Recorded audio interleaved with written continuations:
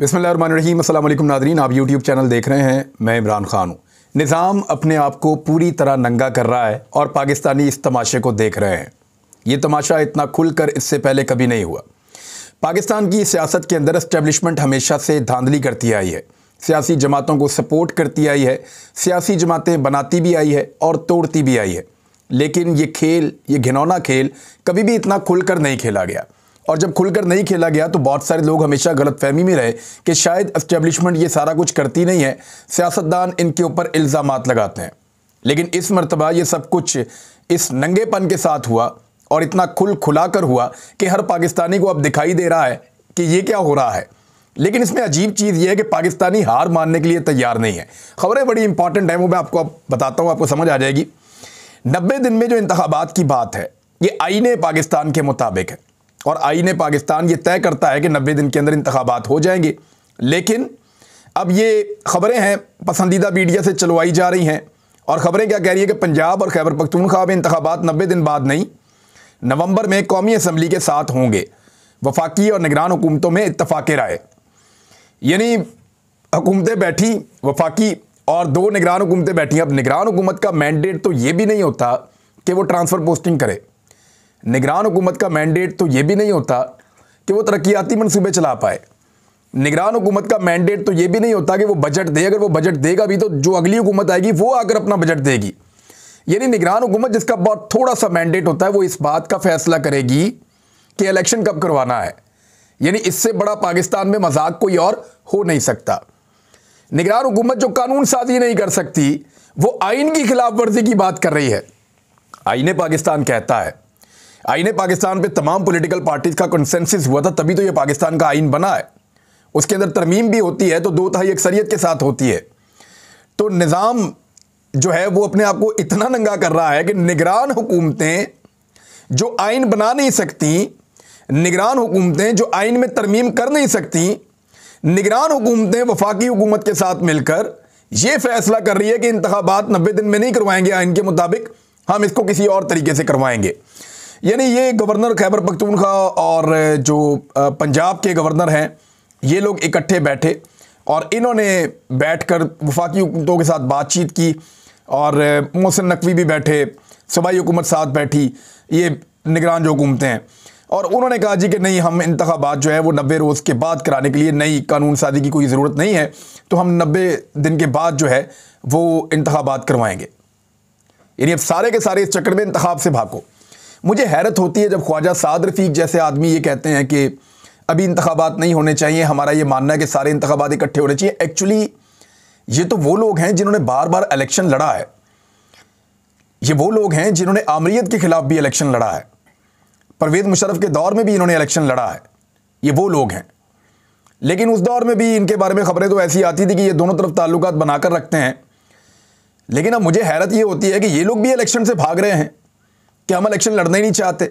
जब इनको इलेक्शन की तरफ ले जाओ तो ये इलेक्शन से भागते हैं। असद उमर साहब ने इस पर एक ट्वीट किया है, वो एक ताना ही समझ ले आप उनका बयान है कि खुल्लम खुल्ला धमकियां दे रहे हैं कि इंतखाबात 90 दिन में नहीं कराएंगे, आइन तोड़ने की बातें छोड़ दें, मैदान में आए।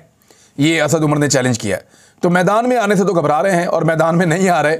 अब गवर्नर खैबर पख्तूनख्वा हाजी गुलाम अली, गवर्नर पंजाब बलीगुर रहमान और मोहसिन नकवी, इन्होंने मुलाकात में इत्तफाक कर लिया है कि मौजूदा हालात में मुल्क अलग-अलग इंतखाबात का मुतहम्मिल नहीं हो सकता। अंदाज़ा कीजिए आप, ये इनकी हालत हो गई है कि इंतखाबात से भाग रहे हैं और पब्लिक इनके पीछे पीछे। ये जैसे जैसे टाइम करीब आएगा ना तो आप देखिएगा चीज़ें कितनी तेज़ी से होंगी। पाकिस्तानी कौम हिम्मत हार नहीं रही। पाकिस्तानी कौम ये मानने को तैयार नहीं है कि बंद कमरों के फैसले उन पर मुसल्लत किए जाएँ। पाकिस्तानी कौम अपना फैसला खुद करना चाहती है। आपको आने वाले दिनों में नजर आएंगी चीज़ें, क्योंकि हाई कोर्ट्स के अंदर ये मामला गया हुआ है। हो सकता है आने वाले वक्त में ये मामला सुप्रीम कोर्ट ऑफ पाकिस्तान में चला जाए। लेकिन इससे पहले एक जल्दी पड़ी हुई है कि कुछ भी करके इमरान खान को नाअहल करवा दिया जाए। हर तरफ से प्रेशर डाला जा रहा है। यानी शेख रशीद का आज का जो जमानत वाला केस था, मैं हैरान ही हो गया। हालांकि हमें अदलिया से ही सबको इंसाफ मिलता है, चाहे कोई सियासतदान हो, चाहे कोई सहाफ़ी हो, चाहे कोई और हो, इंसाफ तो अदलिया से मिलता है। लेकिन दबाव भी अपनी जगह मौजूद रहता है। जिस दबाव में, प्रेशर में, जिस माहौल में पाकिस्तान की अदलिया काम कर रही है, ये बहुत मुश्किल है, ये बहुत मुश्किल है। यानी आप उनकी जगह अपने आप को रख के सोचें तो आपको आइडिया हो जाए। अब वहाँ पे ये आसिफ अली जरदारी साहब की तौहीन करने पर या ये कहने पर कि आसिफ अली जरदारी हमला कर सकते हैं इमरान खान के ऊपर, उनका इल्ज़ाम ठीक है, इस पे शेख रशीद गिरफ्तार हो गए। अब शेख रशीद गिरफ्तार है, उनको जुडिशल कर दिया गया कि मजीद रिमांड की ज़रूरत नहीं है, इनसे कुछ और नहीं चाहिए। ज़मानत अप्लाई की है तो अदालत ने ज़मानत मुस्तरद कर दी है, कल भी नहीं हुई, आज भी नहीं हुई। अब मामला दोबारा वो कहीं और जाकर बेल अप्लाई करेंगे। तो शेख रशीद साहब को एक अज़ियत देने की कोशिश की जा रही है।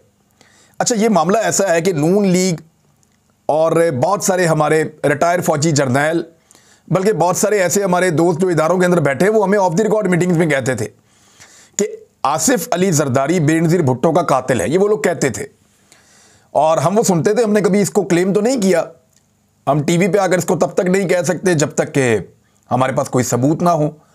लेकिन PMLN के मेरे जो दोस्त हैं वो बड़ा खुल खुला कर कहते थे कि आसिफ अली जरदारी ने बेनज़ीर भुट्टो साहिबा को कत्ल किया है और वो उसके बेनिफिशरी हैं। बहुत सारे सियासतदान ये बात करते थे, लेकिन आपने देखा किसी के ऊपर पर्चा नहीं हुआ, कोई भी गिरफ्तार नहीं हुआ और किसी को जमानत के लिए अप्लाई भी नहीं करना पड़ा। गौर किया आपने? कभी नहीं हुआ। इस मरतबा ये क्यों हो रहा है, सोचिए। इस मरतबा आसिफ अली जरदारी अकेले नहीं हैं, आसिफ अली जरदारी के साथ सहूलतकार हैं, और जब किसी के साथ सहूलतकार खड़े हो जाएं अपने पूरे कद के साथ, तो फिर उसके लिए चीज़ें बड़ी मज़ेदार हो जाती हैं। तो तौहीन जरदारी का जो मुकदमा, तौहीन बिलावल का जो मुकदमा शेख रशीद साहब के ऊपर है, उस मुकदमे की वजह से उनको ज़मानत नहीं मिली, मुस्तरद कर देगी उनकी दरख्वास्त। वो दोबारा दरख्वास्त देंगे, दूसरी अदालत में जाएंगे, कहीं और जाएंगे, हो सकता है आने वाले दिनों में उनको ज़मानत मिल जाए। लेकिन ये सारी चीज़ें लोगों को हरा नहीं पाएंगी। मैं ये देख रहा हूँ कि ये सारे ड्रामास देखने के बाद लोगों की आंखें ज़्यादा खुल रही हैं और लोग रिएक्शन देना चाहते हैं। रिएक्शन आएगा इलेक्शन के अंदर, और इलेक्शन से सारे के सारे लोग भाग रहे हैं। अब एक आईनी तौर पे फैसला हो चुका है कि 90 दिन के अंदर इंतखाबात होंगे, यानी 90 दिन के अंदर इंतखाबात होने हैं। ये तो आईनी नुक्ता नज़र से बिल्कुल ठीक बात है। अब जब इमरान खान की हुकूमत रजीम चेंज किया गया था तो सहूलतकार यही कहते थे ना कि ये तो आइन के मुताबिक हुआ है, तो भाई आइन में लिखा है, हम क्या करें। अब आइन के मुताबिक हो गया, हम क्या करें। हालांकि सब जानते हैं कि रजीम चेंज के लिए किस तरह बंदोबस्त किया गया, कैसे नंबर्स पूरे किए गए, ये सब जानते हैं। लेकिन उस बात को छोड़ दें। अब आइन के अंदर ये लिखा हुआ कि 90 दिन के अंदर इंतखाबात होंगे, तो अब करवाएं 90 दिन के अंदर इंतखाबात। नहीं भी करवाएंगे तो होंगे और इलेक्शन करवाने पड़ जाएंगे। मेरे ख्याल में लोग रेजिस्ट करेंगे, एहतजाज होगा, लोग जेलों में भी जाएंगे और बहुत सारी चीज़ें अभी आने वाले दिनों में आप देखेंगे। अदालतें इस मुल्क में मौजूद हैं, हो नहीं सकता कि आप जो चाहें वैसे ही करें। ये मुल्क बनाना रिपब्लिक लोग यहाँ के नहीं बनने देंगे। पख्तूनख्वा में इंतखाबात के लिए पुलिस तैयार है, IG की इलेक्शन कमीशन को ब्रीफिंग। अच्छा, अब एक इन्होंने बहाना बनाया हुआ था दहशतगर्दी का, उसके ऊपर एक APC बुलाई थी। वो जो APC दहशतगर्दी के लिए बुलाई थी, वो APC पहले एक मरतबा कैंसिल की और अब दूसरी मरतबा कैंसिल कर दी है। APC बुला तो ली, लेकिन अब APC से भाग रहे हैं, क्योंकि APC के अंदर मुराद सईद आएगा, APC के अंदर शेख रशीद आएगा, APC के अंदर जो है वो अब PTI के और लोग आएंगे। जब वो आएंगे तो वो सवालात पूछेंगे, वो डाटा सामने रखेंगे कि भाई दहशतगर्दी पहले इतनी थी, अब इतनी है, ये क्या कर दिया तुमने इस मुल्क के साथ। वो पूछेंगे कि दहशतगर्द पाकिस्तान में दाखिल कैसे हुए, वो पूछेंगे कि दहशतगर्दों को इतना मौका कैसे मिला, वो पूछेंगे कि इंटेलिजेंस इदारे जिस वक्त ये दहशतगर्दी की प्लानिंग हो रही थी वो अपनी जिम्मेदारी किस हद तक अदा कर रहे थे। जब इस किस्म के सवालात उठाए जाएंगे जो पूरी दुनिया में उठाए जाते हैं, तो हमारे यहाँ पे ताकतवर लोगों को ऐसे सवालात सुनने की आदत नहीं है, तो इसलिए APC से फिलहाल तो भागा जा रहा है। जब तक कोई चीज़ तय नहीं हो जाती तब तक तो मुझे APC होती हुई दिखाई नहीं दे रही, और जब तक कि पाकिस्तान तहरीक इंसाफ से ये कंफर्म नहीं किया जाता कि जनाब ये वाले बंदे आपने भेजने तो हम APC में आपको बुला लेते हैं, अगर आपने ये वाले बंदे नहीं भेजने तो फिर हम आपको नहीं बुलाते। बाज़ाब्ता दावतनामा दिया नहीं है। बहाना ये इसलिए बना रहे हैं कि हालात मुल्क के बहुत ख़राब हैं, हमने दहशतगर्दी पे APC बुला ली है। वो इसलिए बुलाई है कि अब इलेक्शन नहीं हो सकते क्योंकि दहशतगर्दी बहुत ज़्यादा है। तो IG खैबर पख्तूनख्वा ने इनके सारे किए किराए के ऊपर पानी फेर दिया। खैबर पख्तूनख्वा की पुलिस जो रोज़ाना दहशतगर्दों से लड़ रही है, खैबर पख्तूनख्वा की पुलिस जो बहादुरी के साथ मुकाबला कर रही है, खैबर पख्तूनख्वा की पुलिस जो इस वक्त फ्रंट लाइन पे सबसे आगे खड़ी हुई है, उनके सरबराह का स्टेटमेंट आप सुने, आपको उन पर फ़ख्र होगा। खैबर पख्तूनख्वा के इंस्पेक्टर जनरल मुअज़्ज़म जा अंसारी ने इलेक्शन कमीशन को ब्रीफिंग में कहा कि सूबे में इंतखाबात के लिए हम तैयार हैं।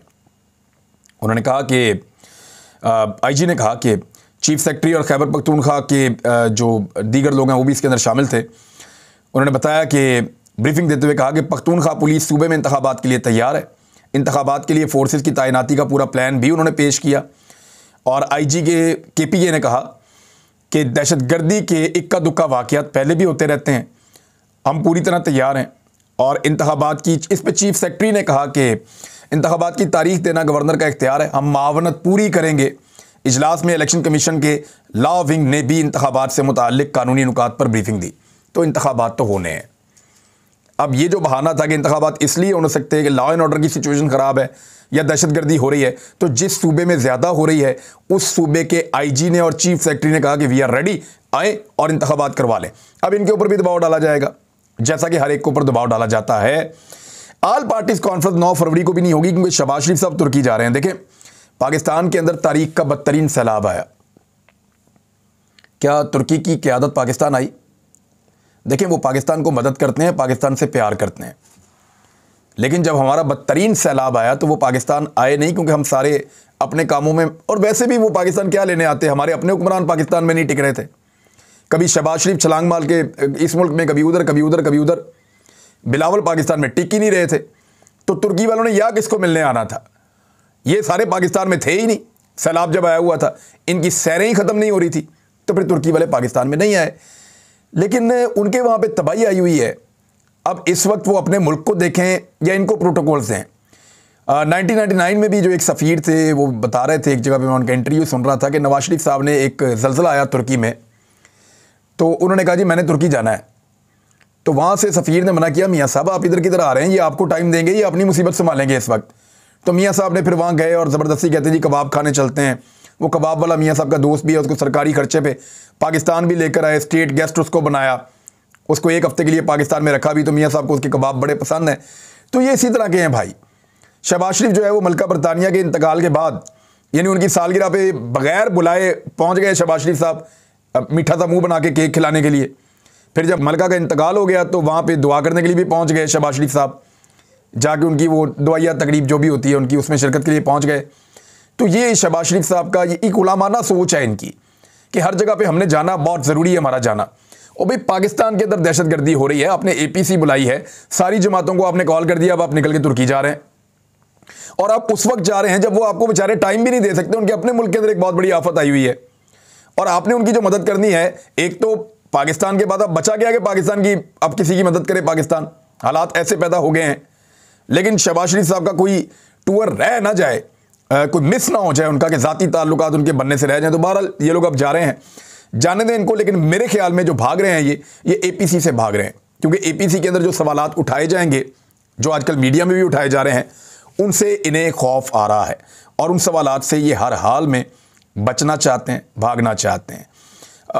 एक और मेरे बारे में खबर चल रही है, बड़ी अजीब सी खबर है, मैं आपके साथ शेयर कर देता हूँ कि मेरे कोई 10,000 ट्विटर अकाउंट्स हैं जिनको मैं चलाता हूँ, और उसके लिए कोई सरकारी महकमे ने मुझे पेमेंट करनी है। तो एक तो मुझे अभी तक कोई पेमेंट मिली नहीं। इससे पहले इन्होंने कहा था कि मेरी मज़ीद कोई बीवियाँ भी हैं जो मेरी नॉलेज में नहीं हैं। तो ये 2 चीज़ें हो गई हैं। इसके अलावा और भी चीज़ें हैं, यानी मुझे जब मैं अभी गिरफ़्तार हुआ तो मुझे ये भी पता चला कि मेरे कोई अरबों रुपए पड़े हुए हैं पाकिस्तान से बाहर, और वो भी मेरे मौजूद हैं कहीं पे। तो इस किस्म की ये प्लानिंग्स करते रहते हैं। अभी कह रहे हैं कोई 10,000 ट्विटर के अकाउंट्स हैं। इतने अकाउंट तो ट्विटर का मालिक नहीं चला सकता जितने इन्होंने मेरे से चलवा दिए हैं। मेरा अपना अकाउंट जो है वो 3 दफ़ा हैक हो गया है, और मैंने अपने दोस्तों को बुलवा कर बड़ी मुश्किल से उनसे मिन्नत समाजत करके तो मैंने वो खुलवाया। फिर मेरा अकाउंट जो है वेरीफाई करवाना था, तो पता नहीं किस किस को कह के मैंने करवाया कि आपको पता है, आप ईमेल कर दें, आप मुझे बताएं कैसे करना है इसको। तो मैं तो इतना ही टेक्निकल हूँ सोशल मीडिया में, और 10,000 अकाउंट मैं चला रहा हूँ, मेरे से अपना अकाउंट मुश्किल से चलता है।